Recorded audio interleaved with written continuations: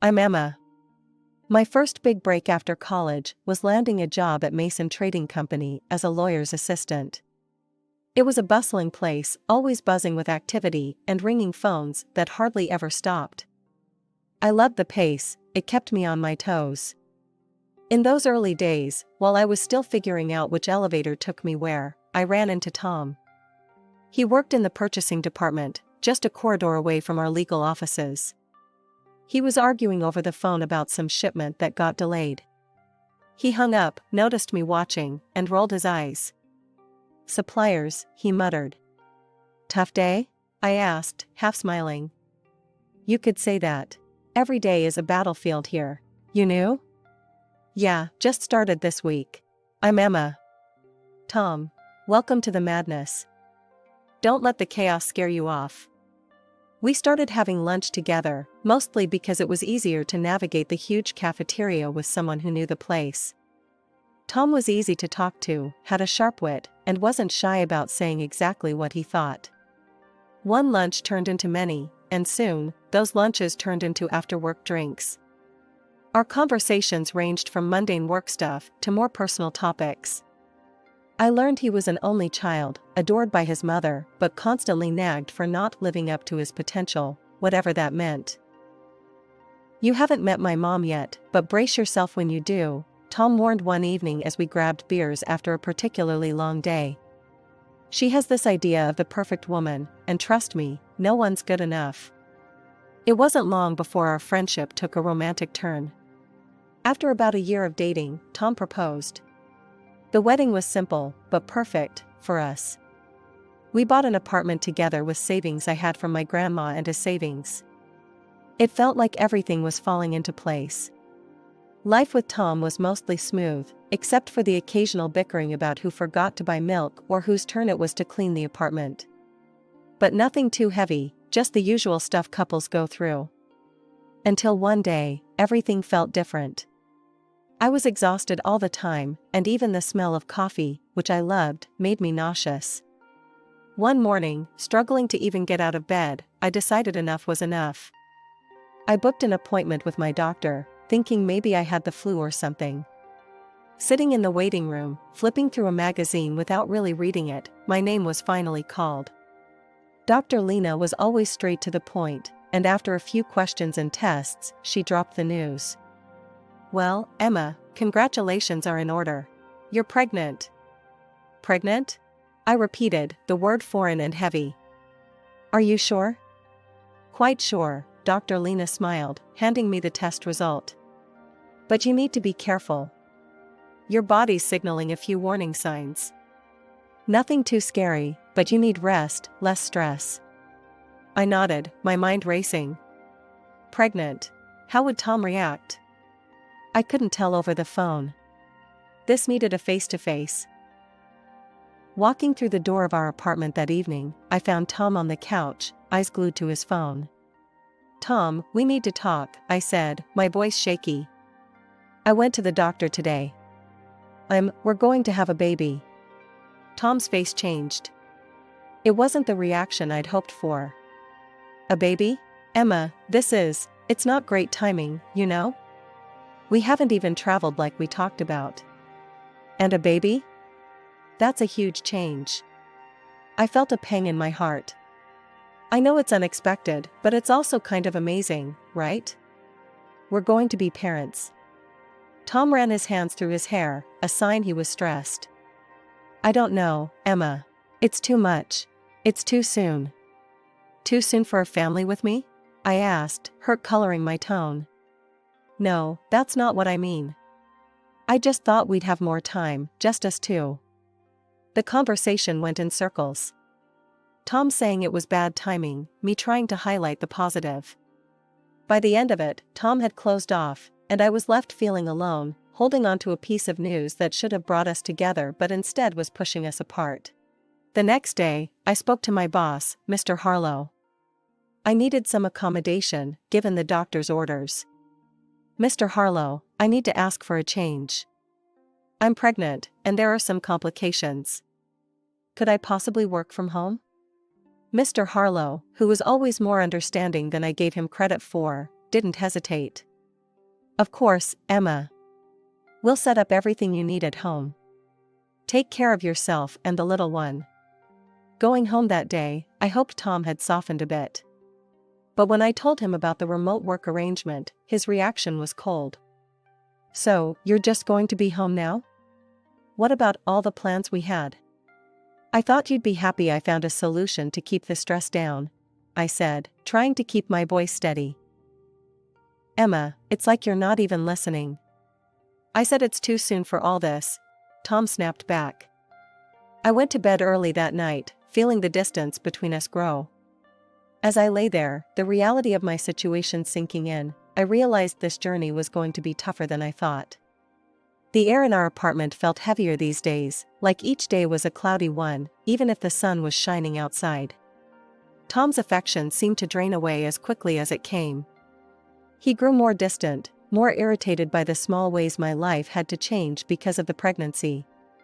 He said he felt neglected, like he was second to my health and the baby's needs.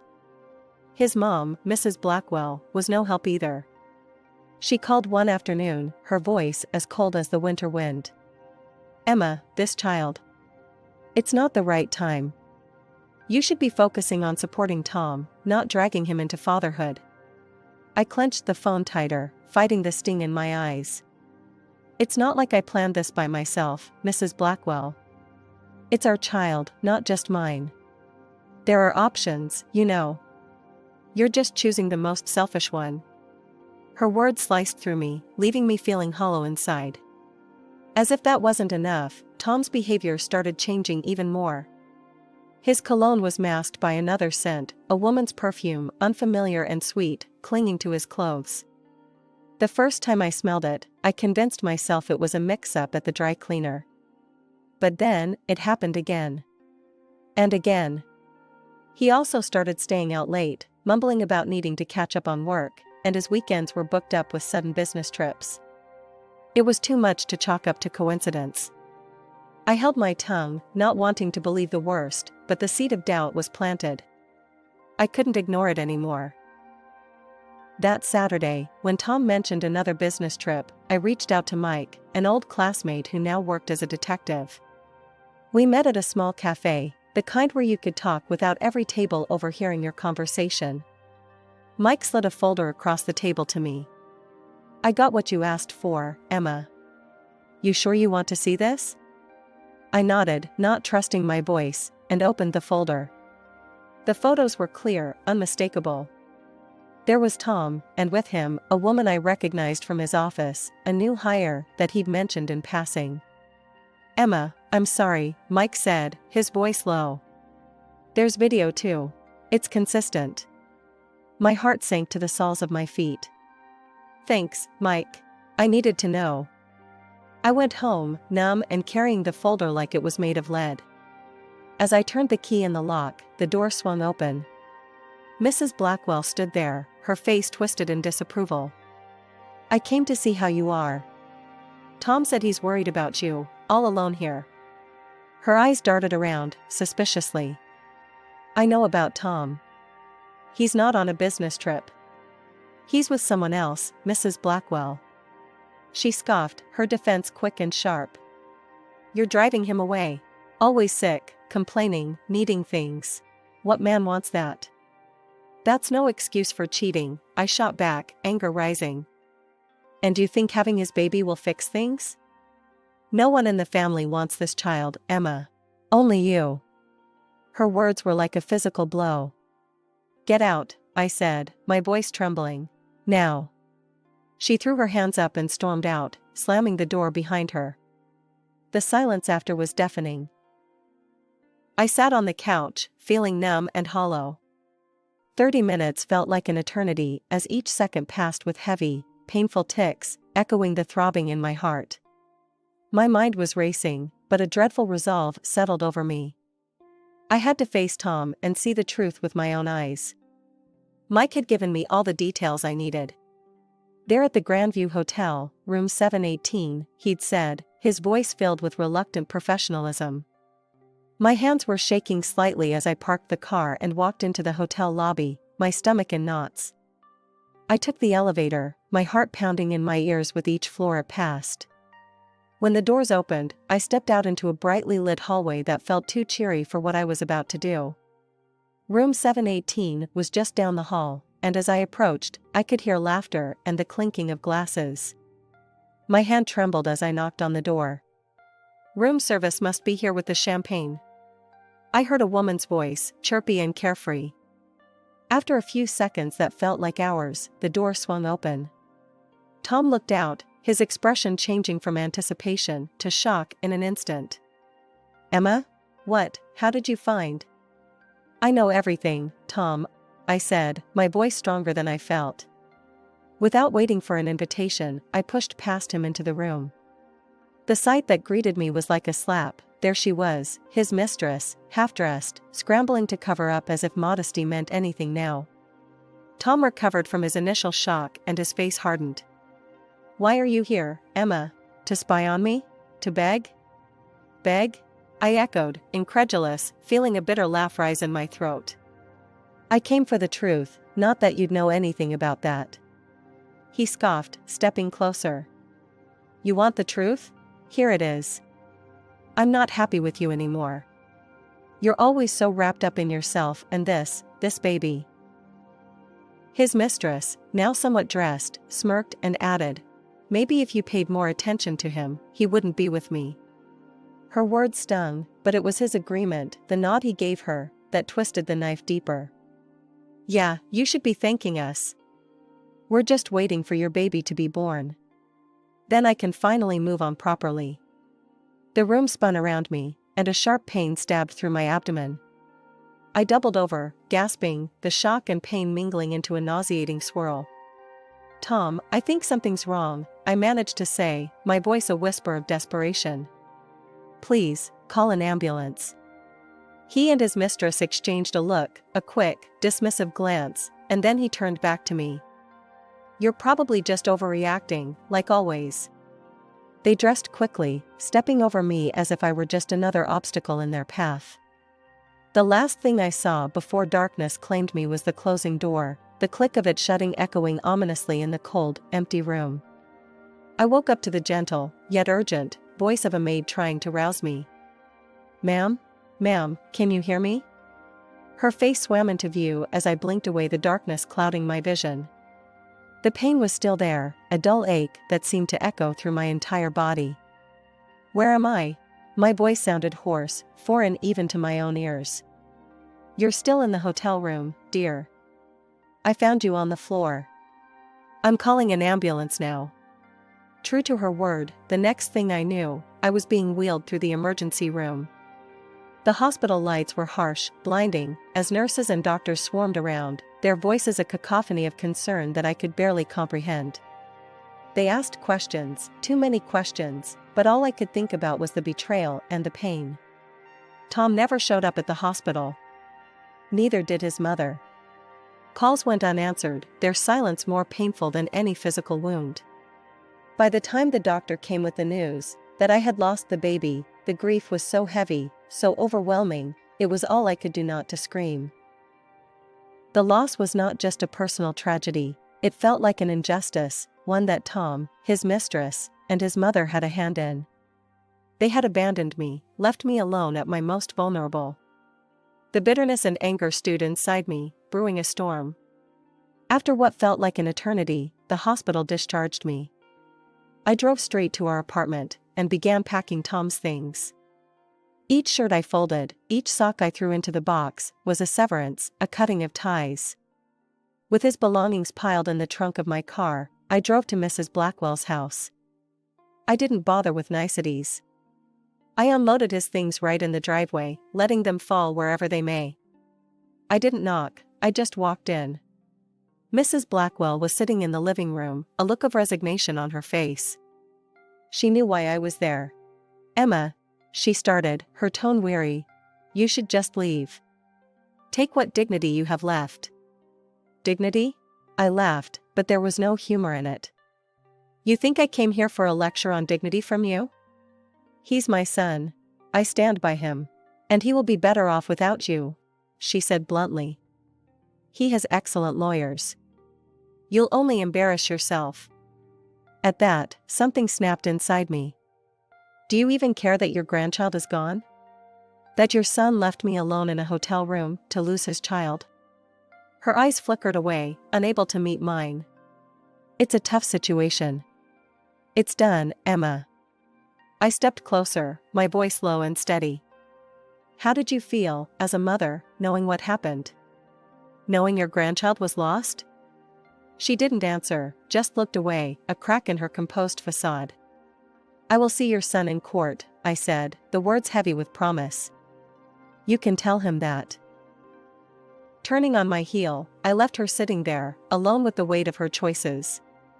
As I walked back to my car, the cool air felt sharp against my skin, but my path had never been clearer.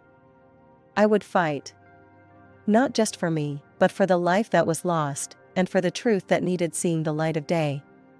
Stepping into the courthouse, I felt every eye on me, or maybe it was just the weight of what was about to happen pressing down. My best friend from college, Lucy, was right beside me. She'd become a shark in the courtroom, known for tearing apart even the slickest defense. When I told her about everything, she didn't hesitate. I've got this, Emma. And don't worry about the fees. This one's on me, Lucy had said, her voice fierce and reassuring. We sat at our table, papers neatly arranged, evidence at the ready. Across from us, Tom and his mistress looked confident, a smugness that irked me. As the proceedings began, their lawyer painted a picture of me as unstable, broken by grief into fabricating stories. The plaintiff has suffered immense emotional distress, yes, which has led to these wild accusations. There is no substantial evidence of any affair or wrongdoing on my client's part.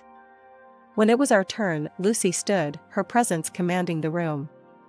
Your Honor, not only do we have substantial evidence, but we also have a testimony that will corroborate everything my client has claimed. She presented the photos first, clear and undeniable proof of the affair, passed around for the judge and eventually to the opposing counsel who looked visibly shaken as they viewed them. Next, Lucy played the video from the hotel.